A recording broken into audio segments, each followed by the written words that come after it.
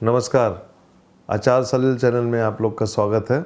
बहुत से लोगों ने मुझे मेल किया है कि आचार जी, मोदी जी की गवर्नमेंट के 6 साल हो गए, गवर्नमेंट चल रही है आगे और मोदी जी अपने काम पे लगे हुए हैं, लेकिन लोगों की जिज्ञासाएं होती हैं कि कांग्रेस पार्टी का क्या होगा, क्योंकि जो लगता है कि पूरी तरह ख़त्म हो चुकी है।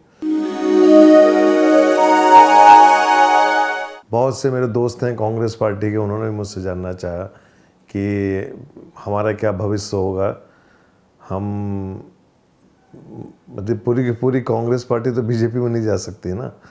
तो मैंने कहा कि चलो भाई, आज हम कांग्रेस पार्टी का कुंडली देख के कुछ चर्चा करेंगे। तो कांग्रेस पार्टी एक ऐसी पार्टी है जिसमें गांधी परिवार का काफ़ी वर्चस्व रहा है और ये पार्टी सरवाइव भी करती है जब गांधी परिवार की लीडरशिप होती है। समय समय पे वहाँ पे मतभेद विरोध होते हैं।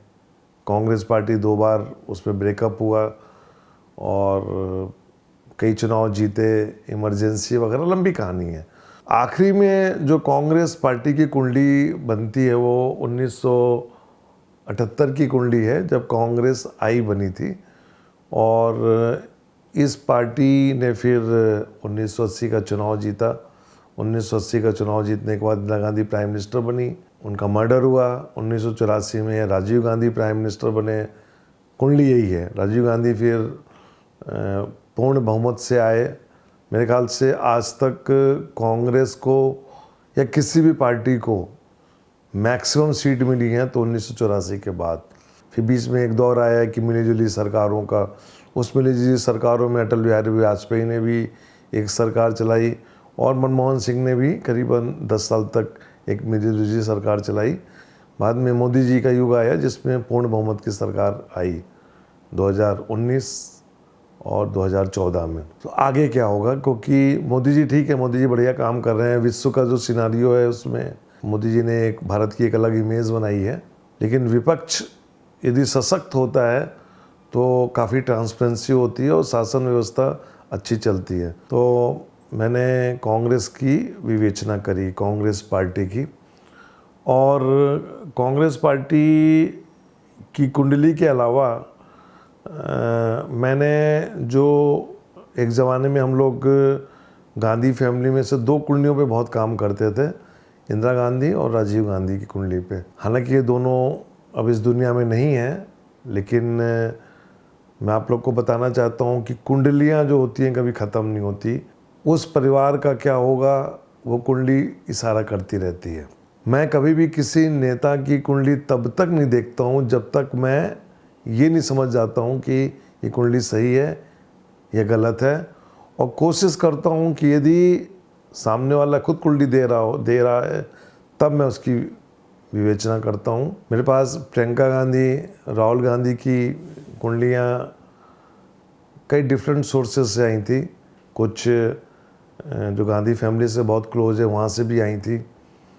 लेकिन मैं आज की जो विवेचना कर रहा हूँ उसमें मैंने 2 कुंडलियों को देखा। कांग्रेस पार्टी की कुंडली, कहीं थोड़ा सा मैंने इंदिरा गांधी की कुंडली पे एक नज़र डाली है और थोड़ा सा राजीव गांधी की, क्योंकि इस परिवार का इस कुंडली में होल्ड है। सो आइए कांग्रेस पार्टी की कुंडली डिस्कस करते हैं। पार्टी का जो गठन है वो 2 जनवरी 1978 को हुआ था। दोपहर का वक्त था, 12 बजे का टाइम था। मीन लग्न, लग्न में केतु है। दूसरा घर खाली, तीसरा घर खाली, चौथे घर में गुरु वक्री है, 5वें घर में मंगल वक्री है, 6ठे घर में शनि वक्री है। तो 3 वक्री ग्रहों की लाइन है, गुरु मंगल शनि एक दूसरे के पीछे। शनि के आगे राहु और मून 7वें घर में, 8वां घर खाली, 9वें घर में बुध है और 10वें घर में सूर्य और शुक्र है। मैं 1978 से लेकर अभी तक तो आपको बता ही चुका हूँ कि 1978 के बाद इस पार्टी ने कितना शासन किया।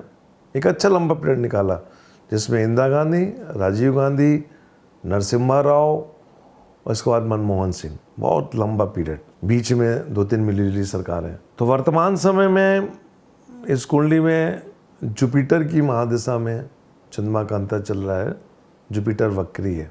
चंद्रमा 7वें घर में राहु के साथ बैठा हुआ है। राहु और चंद्रमा बिल्कुल लगभग सेम डिग्री में है। वर्तमान समय में जो पार्टी के अंदर चल रहा है, जिसको हम बोलते हैं कि विवेकहीन हो गई ये पार्टी, ये इसका असर पूरा 2020 में दिखाई देगा। जुपिटर की महादशा में मंगल का अंतर 2021 नवंबर से शुरू होगा, जो बताता है कि दो वक्री ग्रहों की दशा अंतरदशा जो होगी ये थोड़ा सा उथल पुथल लाएगी।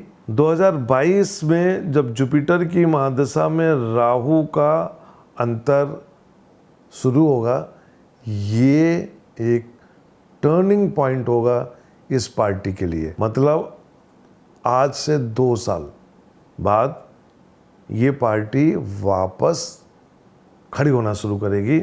और जुपिटर में राहु की जो अंतर्दशा है ये 2025 तक है। 2025 में शनि की महादशा शुरू हो रही है मार्च में, और उस समय जो गोचर होगा काफ़ी हद तक पार्टी को थोड़ा सपोर्ट करेगा।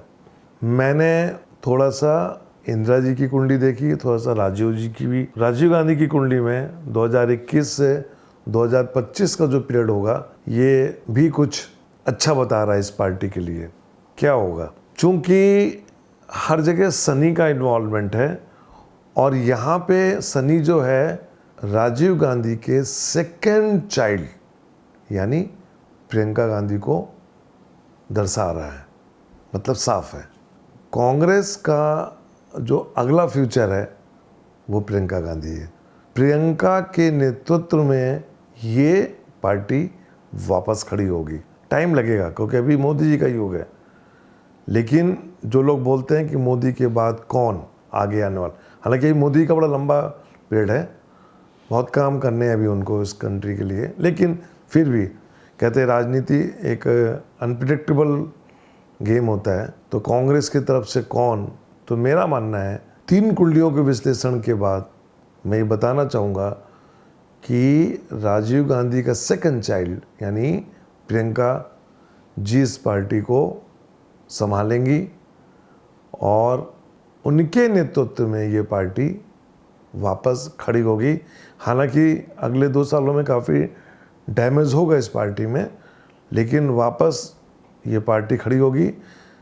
एक ज़माने में बीजेपी की 2 सीटें थी, आज बीजेपी के पास सीटों का भंडार है लोकसभा में। तो मैं अपने दर्शकों को बताना चाहता हूँ, ख़ास तौर से जो मेरे कांग्रेसी दोस्त हैं, कि प्रियंका जी आके आप लोगों को एक सहारा देंगी। तो आप लोग हताश मत होइए और जनता की सेवा में लगे रहिए, और एक सक्षम विपक्ष का रोल प्ले कीजिए। नमस्कार।